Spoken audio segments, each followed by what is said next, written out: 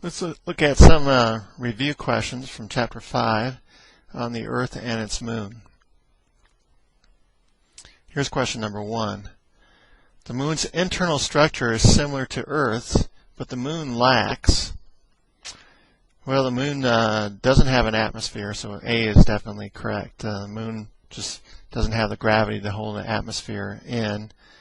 It doesn't have a hydrosphere. It doesn't have a water layer like the Earth does.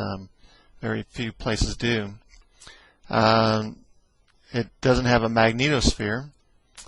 It doesn't have a magnetic field to protect itself, so it lacks all of the above. And that's one reason why the Earth is more habitable than the moon.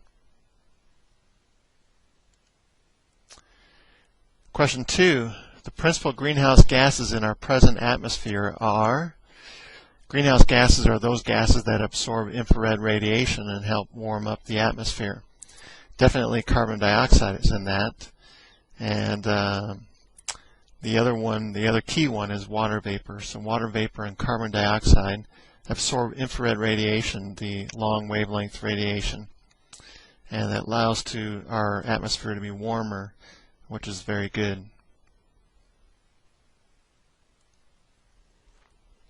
Without the greenhouse effect in our atmosphere, A, we would not have to worry about ecological problems. And we probably still would have to worry about ecological problems. B, the Earth's oceans would be frozen. Yes. Without the greenhouse effect, the Earth would not be warm enough to have liquid water, and liquid water is key to life as we know it. It may not be key elsewhere, but it's key to life as we know it. So we are very fortunate to have just enough warmth to maintain our temperatures within this range where water is in its liquid state. And hence, that's a very important thing.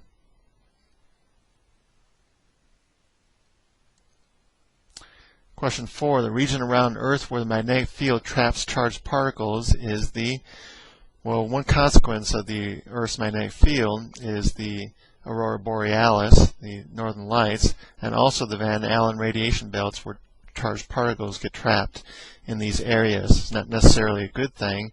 It's just a consequence of the good thing, which would be the Earth's magnetic field to begin with.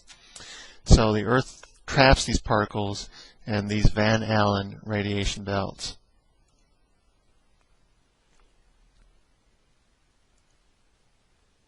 Question number 5. At what lunar phase would the variation between high and low tides be greatest? Well, the tidal effect is greatest when the moon and the sun work together. So either if the moon and the sun are on the same line as a full moon, or if the moon and the sun are on the same line as in a new moon. They both are working together in either case in order to pull the water of the Earth to one side. So a new moon is definitely correct. A full moon is correct. But most correct would be both a new moon and a full moon, where they both work together.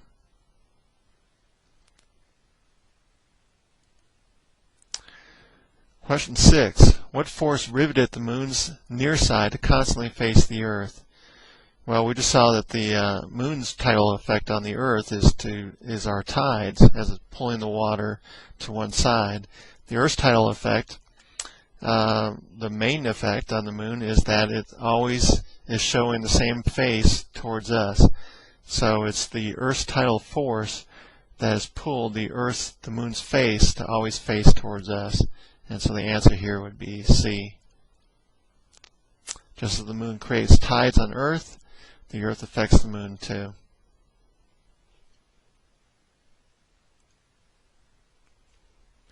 Question 7. Lunar maria are found A, uniformly all over the moon. Well, they are found on the far side, but very few.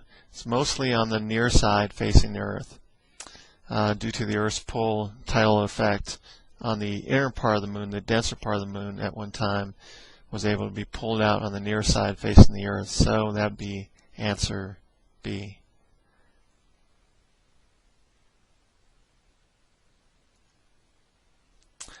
Question number 8. A planetary atmosphere with ozone could protect surface dwellers from ozone has the effect of absorbing UV radiation, ultraviolet radiation, and protect the dwellers from that high energy electromagnetic radiation. So that's what it protects us from, and it's a good thing. So that is A, ultraviolet radiation.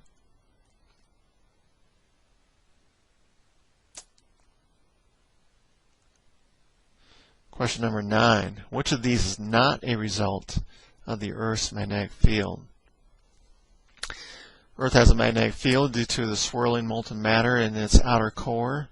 Allows us, by the dynamo effect, to have this relatively significant magnetic field for a terrestrial planet. That causes a compass to point north, so that is a definite result. It also gives us the auroras, the northern lights and the southern lights. It results in the Van Allen radiation belts, the trapped particle areas within the Earth's magnetic field. It creates a comet-like tail of charged particles that extends past our moon, so the only thing it doesn't do is volcanic eruptions. So that is not a result of the Earth's magnetic field.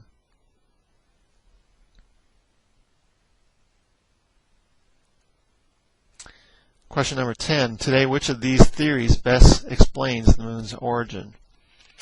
The fission theory was that the moon just kind of fused or fissioned out of the Earth. The Earth had formed, and then like a out of Adam's rib, it's like the moon came out of the Earth. That's sort of has been negated by the fact that the moon would have too much spin, too much angular momentum, and it doesn't have that. B, the giant impact theory is the collision of a Mars-like object resulting in the formation of the moon at some distance from the Earth, mostly a mantle material, and within the ecliptic plane, and that seems to be what has happened. The capture theory, the Earth doesn't have enough gravity to really capture something as big as the moon.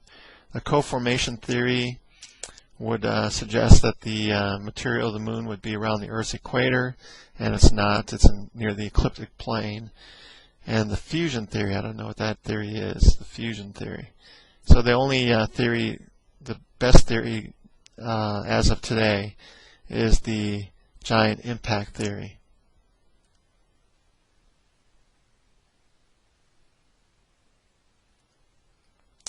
That is the end of this short quiz on Chapter 5. Should give you an indication of how well you are prepared for this chapter.